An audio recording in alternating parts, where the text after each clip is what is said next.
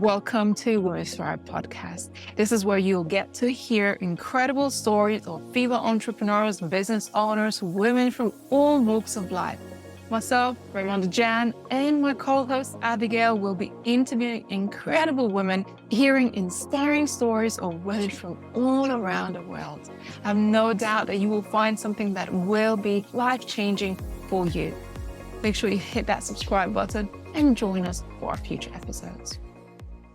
Hello and welcome to another amazing episode of the Women Thrive podcast. My name is Raymonda and I'll be your host for today's interview with one of our amazing guests.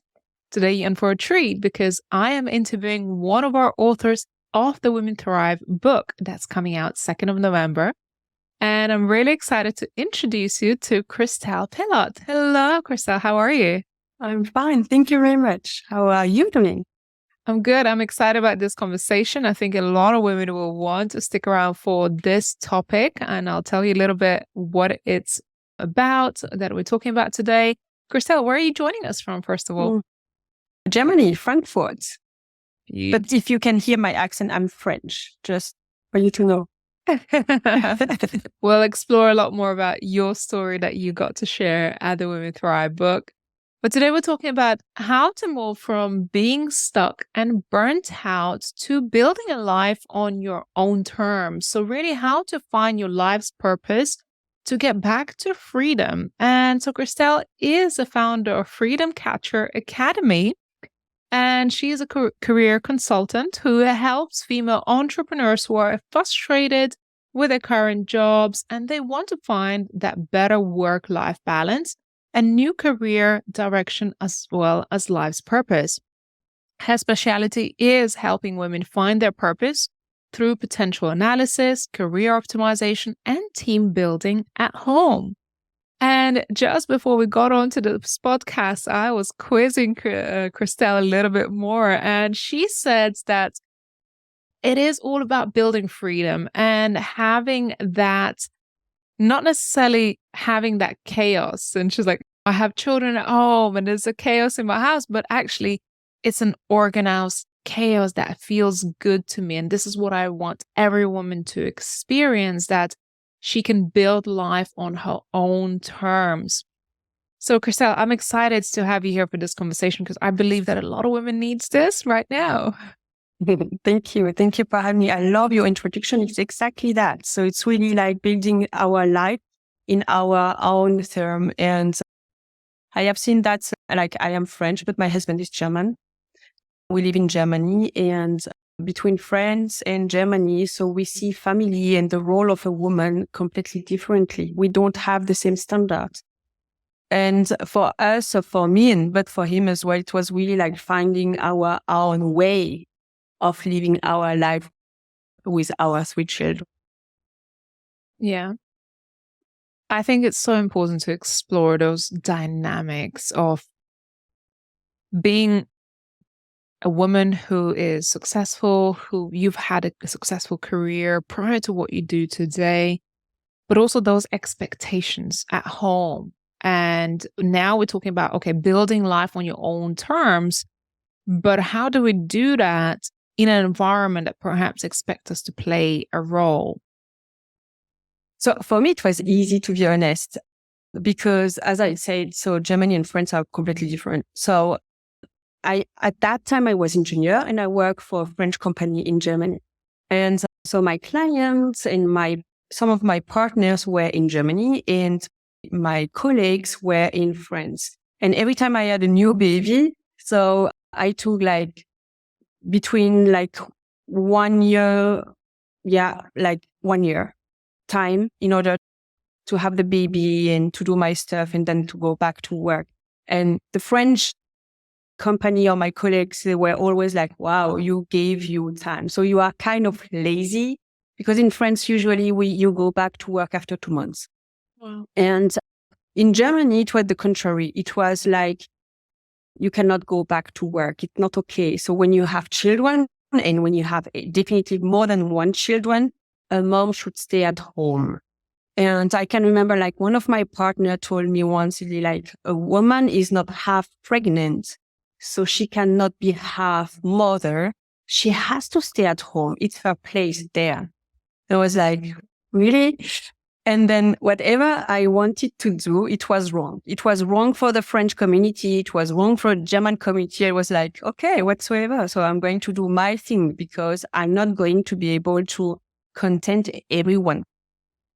So it was giving me freedom to do exactly what I wanted to do. And the point is that with my husband, we were okay. He doesn't want me to stay at home. I didn't want to stay at home. So we both knew that I would continue to work full time. So it was clear that I didn't want to sacrifice my career for my family. And I don't know, for me, it was clear that it's possible to do both. So it never crossed my mind that it was not possible. So the question, if it's possible to have both, it's always like, I'm always amazed that this question is still present. And in Germany, this question is very present. In France, this question is very less present, almost not existent. Interesting. Tell me a little bit more about your story. I mean, I know you share your beautiful story in the Women Thrive book about this whole transition, if you like, in your career and motherhood. Tell us a little bit more behind the scenes of how you got to do what you do today. I was an engineer. I came in Germany because of my job, chemical engineer. But to be honest, it's not really something that I consciously decided. So it just happened that I was good at school or good enough. And I wanted to do some other things like psychology. I always have been very interested with psychology. And I have always been in like this coaching area, having a lot of coaching. Even so, it started with age of 6 or 7. And I found that really energizing. So like this energy was like, wow, that's so cool. Yeah, I don't know, like 25 years ago, it was psychology was something cool a little bit. And I come more from a technical family. So yeah, at some point that there is no future there. So you should go where there is jobs. So engineering seems to be kind of good. So somehow I happen to be an engineer, but I never really wanted to be one. So it was good as long as I could continue to grow and could continue. I always had a lot of freedom kind of because my company was in France and I was remote in Germany. I started to be remote in Germany with 23. I never really had been in on a desk and with open space or with the other colleagues. I always have been traveling.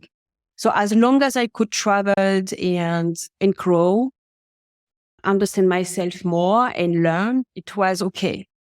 But at some point I couldn't really grow anymore. And it was always more complicated to have everything under a hood, like my family and my job.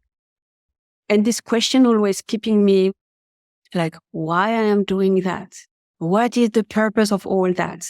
And I believe that a lot of us, we think that it's not possible to have everything like family and a job because it's really demanding. It is definitely. And you have to be very organized and so on. But if you decide what kind of activity you do, you have the energy, you get the energy, and then you can do all that. But if you don't know exactly why you do it, if you don't like what you do, you don't have the energy to do everything. And at that moment, you think it's not possible to do everything. It's the wrong conclusion. The right conclusion is you can do everything if you do the right thing. So what energizes you? And then it's exactly what you said before. So you have another kind of chaos. But this one is so energizing that you manage to do that. So I don't sleep a lot this night, but it's fine. I can remember as an engineer, every time I had to travel and to wake up at 3:00 to go and prepare a machine and so on, I felt so tired. But it's just because the activity itself wasn't so really interesting. Yeah. So how did you find your new direction in life? This Freedom Catcher Academy, we spoke about it before it came on. I was like, that is such a beautiful word, Freedom Catcher. I think for someone who may be feeling stuck right now in their job or their career, feeling burnt out, feeling like they can't really carry on the same road anymore, how did you find your purpose with Freedom Catcher and what it is? For me, because I have been in the personal development all my life, it was clear that it was something to do with that. So the question of becoming a coach was clear. However, there is a ton of different kind of coaches, right? So, and that was very, very difficult to find out. So what kind of coaching I wanted to address. And I am a lot into mindfulness, emotional intelligence. So I started with that. So I had my first meditation with 8 years old. I don't know how to live without meditation. I don't know. It feels so not possible in when you have this life crisis. So for me, meditation is really like something that I catch and I stick with that. So I started, and I wanted my children. So at that time, my biggest son was 5, and I wanted him to be able to meditate and to understand what's going on inside. So I started with that, with helping children to meditate, because nobody could do that at that moment. So I started with that. And then I have seen that it's great to help children, but it's really better to help the parents, because if a 5-year-old is stressed out, is not acting the way we want, usually it's because the environment is not supporting something. And the best person capable of supporting their environment is the parents, because the parents, they are always there. And they are there in the right moment. They are there when the children goes to bed and so on. So I started to help the parents, to help the mother, to help them to be clear about their own behavior, to help them to communicate better, to help them to relax the children, to build a family, a resilient family, to build a team at home. It's how it started. And my goal is always was, if a mother feels good in her life, if she is in her power, then she can give this power to her children. Because children, they don't necessarily do what we say. They definitely do what they see and how we act and interact. So we cannot really fake it. So we have to be it. That's the problem. So when we want to give values to our children, so it's best to be these values. So it started with helping mother to see who they are, to see their values, to be ready to feel them and to be more powerful. And the job is definitely one part of it.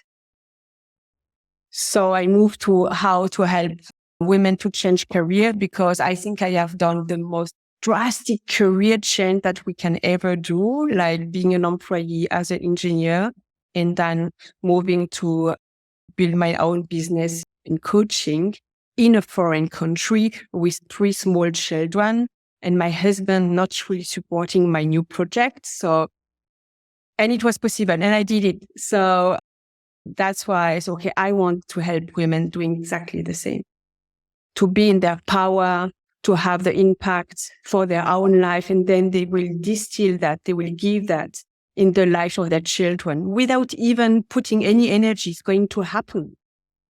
Just like that. And just like that. I love that. I love that. I believe that when women find their purpose and they really live in alignment of what they are meant to do on this earth, as I said, everything becomes so much easier.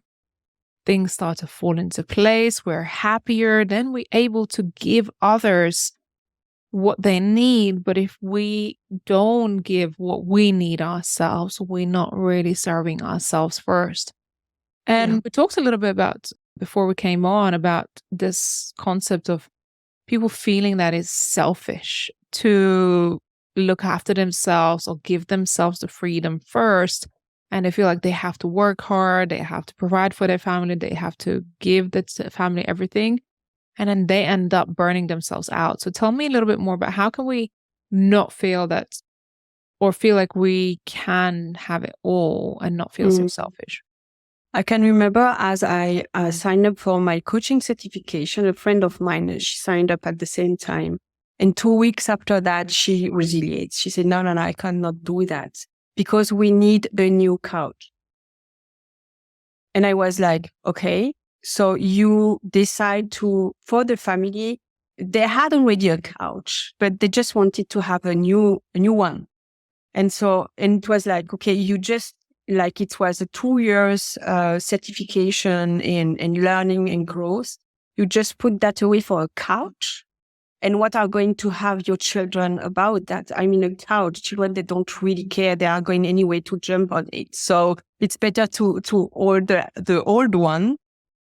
And at that moment, I told myself, I'm not going to buy a new couch for my family. I'm going to buy a new mom. So, I mean, I'm going to invest in myself because they are going to have another quality of being a mom, because at that moment, I definitely wasn't the mom that I wanted to be. And during these 2 years I involved and I became the person that I already was, but it was just stuck somehow. So I just liberate that. And I have seen that I changed the whole dynamic of my family. I changed the way I just was able to spend more time on my old couch. But so with the new couch, I wouldn't have been able to really have this quality time and to give the lesson that I wanted to give to my children. So sometimes you just look at your priorities, look at what it is, what you really want to give. Is it really just a couch, or is it like live lessons, or is it love, pure love? And that's not a couch. A couch is not love. So for me, it was like the first lesson. Yeah, oh, okay, my God. So it can be so easy. And I know that I had to do like difficult choices, but again, so if you believe that you're worth it, so it gives the same messages to your children. So I know that my children now, they develop in some ways that they understood that I put so much energy into it, and I explain them why and so on. So they just take the same path. And they look at what they are enthusiastic about, where they feel the energy, and they just try to be good at what they love to do. And in my past life, if I would have stood there, so I would have said, okay, you know what? Whatever you do, stay where you are stuck. The most important thing is the money coming home, but the rest is not really interesting or important. So that would have been my message to them. So what I want women to understand is that when they transform themselves, when they invest in themselves, because they are the kind of the center of the family, it's exactly like pouring this new knowledge into the family. They are the channel of it. So it's not selfish at all. It's exactly the contrary. We should all do that. So like improve ourselves, because mom, we are kind of the center of everything. If we are a better, stronger center, then it's good. So the children and the husband and all our environment is going to have a better quality of what we can give. We are going to be able to give more. Yeah, I totally agree. I think it's so powerful to have that self-empowerment, because if we don't allow ourselves that, there is that danger of your job draining you, your community is asking you too much, your husband needing this, your children needing this, and we just deplete ourselves in the whole process. And I know so many women who have put themselves last for so many years because they feel alone usually. Yeah. So I know so many women feeling alone in their own family, and feeling as well that it's not right because they have the impression to give so much but to have nothing in return, because nobody really asked them, how are you doing? Don't really care. But there is this like they are like transparent. Yeah, it's a pity. It's time to claim your freedom back. Definitely. And in my case, I'm kind of sure that I wouldn't be with my husband. So I would have stayed in my job. I wouldn't be with my husband anymore. So all what I put in myself, I'm really like 100% convinced that it saved my family. It gave so much. I do believe that my life would be completely different now and not in a better version of it. Yeah. Can you imagine that decision to put yourself first, to work on yourself and not allow necessarily the life that you knew before be the continuation, that perhaps you realize that this was not the right road and it's not going to give you everything you needed. And I think sometimes we need that reality check in our own lives, right? Just like, hold on, like, what am I doing? I'm not happy. Yeah, I have so many clients coming back to me, like sometimes so they come to me, we have first discussion and they're okay. And then they come back to me maybe like 3 months later and then say, okay, I just quit my job because I'm completely burned now. So like 3 months before that, it was still okay-ish. And then 3 months later, so they have been in the return point. Okay, I am burned. I quit my job, or I went to the doctor and I am sick. There is like 2 women like this week. It was exactly that. Yeah, I have seen that I'm sick and my health is more important than my job. But at that moment, so they have to like really like a wake up call. You know, you don't have to wait for that. If you feel that inclination, like something needs to change, you don't have to wait till that burnout point, till the end of the road, till when everything, the wheels come off and now you're like, your health has given in because you didn't prioritize yourself. It doesn't need to happen that way. So I encourage you to get booked with Christelle to have a chat with her if you feel like, okay, I am at that verge of needing to make that transition or else things will go. Christelle, how do people get in touch with you? Best way is so I have my website, which is my name, christellepillot.com. So really easy, but you can find me as well on Instagram. I post very regularly, and LinkedIn. I love this platform too. So, Fantastic. yeah. Amazing. And Christelle, you're part of the Women Thrive book. Tell me, how was your experience? What are you excited about? Why people should get it? It was a very cool experience. So as we discussed the first time, it was kind of like an inspiration, like, okay, we have to discuss together. I wasn't sure that I could write anything really, and in English on top of that. And the journey the ladies are great. It was a lot of discovery. For me, my story was kind of clear. So it was not so painful to write it down. However, now I think it's going to be a little bit more scary because it's going to be out. My husband doesn't want to read it. So I told him like 2 weeks ago, yeah, I wrote something about me, but you are a part of it. And he told me, don't want to read it, which is fine. It's really okay. And then, yeah, it's like I'm really, that my clients read it. So I'm so open with my clients and no problem with that. But like the family, like my parents, when they are going to see it and to read it. So, oh my God, I wasn't there. I couldn't really save her from this moment, even if I spoke a bit about it, but never so deeply. So the writing part was just really great, but there is the after. And I believe that the journey after the publishing and next month is going to be just crazy, and to see each other and to hug each other, it's going to be great.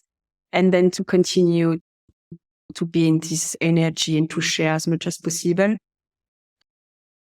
I really love the stories of the book. I'm really amazed about all the stories. They are, wow.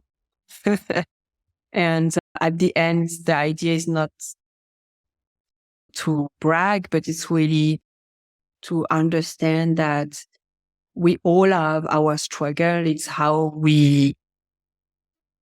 what we make with it. And what you said at the beginning. So like the community is so important. So if I would have one advice, is really try to find your community as quick as possible, because that helps so tremendous. Alone, it's really complicated. I tried alone, not really work. Yeah. Thank you for sharing your experience. I'm excited. And for those of you who are listening to this right now, do make sure you Google or you go into Amazon and find Women Thrive, Inspiring True Stories of Women Overcoming Adversity, Volume 2. Make sure you get the Volume 2 to read Christelle's story. It's going to be amazing. I know that you'll be inspired not only by Christelle's story, but also all the other women. It was the first story I read, was Christelle's. And actually, she was like, how am I going to write this? The language barrier. And when she submitted her chapter to us, I said, this is perfect. This is actually perfect and it's beautiful and it doesn't need editing. It was brilliant. But that's really interesting. Because at the moment I pressed the button, I was like, oh my God. So maybe it's great. Maybe it's so crap. I had really no idea. And that is really like going outside of the comfort zone. You have no idea. So, okay, I give the thing, but maybe you are going to write me. No, you have to rewrite everything because it's not okay how it is. I had no clue. So I was really like relieved. Yeah, no, it was amazing. And you should be so, so proud for stepping into your power to share your story. It's a beautiful story. There's many amazing other stories in the book, and you can connect with all the authors through this book. And I think, as you say, it's for every woman to realize that we all have different stories, different experiences, but yet there is still something that brings us all together and unites us. And I think in every story that you read, you'll find pieces of yourself within it, your own experiences and moments of reflection that will give you those aha moments. Even if you aren't at that place in your own life, I think there's always a lesson in somebody else's story. So I think that's what this book is going to provide. And I believe what could be interesting as well for the people who are willing to do that is to look at their own stories, because it's something that I do in my programs that helps us to understand what is important for us and what matters and where we feel engaged, and usually comes from our stories. And that's one way to find our purpose, to look at our stories. Yeah, I agree. Well, Christelle, thank you so much for your insights and being on our podcast, as well as sharing your story in the Women Thrive book. And I can't wait to see you in Spain for the official book launch event, November 18th. And you were the pivotal person who said, can we just hug each other in person? That kind of initiated the seed for all of this to happen now in person as well. Yeah, that's crazy. Like one sentence and 1 week after, I was like, okay, we have a plan. Yeah. I was like, let's do it. And sometimes I just need a seed of an idea for people to say, let's go. And like, okay, let's go. So easy. Lovely to see you, Christelle. And I hope everyone listening to this podcast or watching this have enjoyed the conversation with Christelle Pillot. Do make sure you follow her on social media channels and her journey as an author, as a coach, a mentor. Do check out the Freedom Catcher Academy and connect with her. If you have felt inspired, motivated, maybe you have had some ideas for your own life's direction, please make sure you reach out to Christelle, send her a message, and start that conversation. It's never too late and it's never too early. So good to see you, Christelle, and I look forward to seeing you in Spain next month. Yeah. Thanks, everyone, and we'll see you again on another episode. Take care for now. Thank you for tuning in to Women Thrive podcast. If you found today's episode empowering and inspiring, be sure to subscribe and follow us. Better yet, leave a review and share it with others. We're committed to bringing you more stories that will empower and inspire you on your own journey. Until next time, keep listening, keep learning, and keep pursuing your dreams.